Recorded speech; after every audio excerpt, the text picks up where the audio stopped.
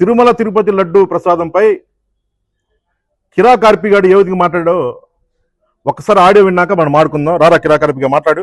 రోజా అన్నట్టు రోజా పువ్వునే తిరుమల లడ్డులో వాడారు. ఎందుకంటే రోజా నా దృష్టిలో పందితో సమానం. పంది పువ్వునే లడ్డులో వాడారు. రోజా పువ్వునే లడ్డులో వాడారు. అందుకే రోజా సమర్పడుతున్నట్టుంది. హిందూ సమాజం గమనించాలి. తిరుమల తిరుపతి లడ్డూలో ఎటువంటి కల్తీ జరగలేదు. షిట్ ఆధారంగా సుప్రీంకోర్టు తీర్పిచ్చింది. తిరుమల తిరుపతి లడ్డులో ఎటువంటి కల్తీ జరగలేదని.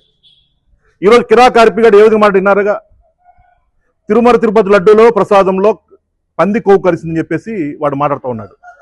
ఒక క్రైస్తవుడుగా నేను చెబుతా ఉన్నా, హిందువులు అడుగుతా ఉన్నా, హిందూ సమాజమా మీ మనోభావాలు దెబ్బతిన లేదా? మీరు ఆలోచన ఒకసారి.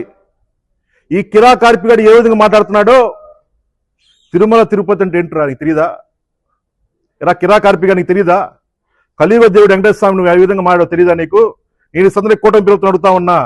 మీ ఏం చిన్న మాట మాట్లాడినా సరే మనోభావాలు దెబ్బతినట్టు అరెస్ట్ జైలు పంపిస్తా ఉన్నారు. ఈ రోజు కిరా కార్పిగాడి మాటలో హిందువుల మనోభావాలు దెబ్బతినలేదా? వాళ్ళని అరెస్ట్ జైలు పంపించలేదా?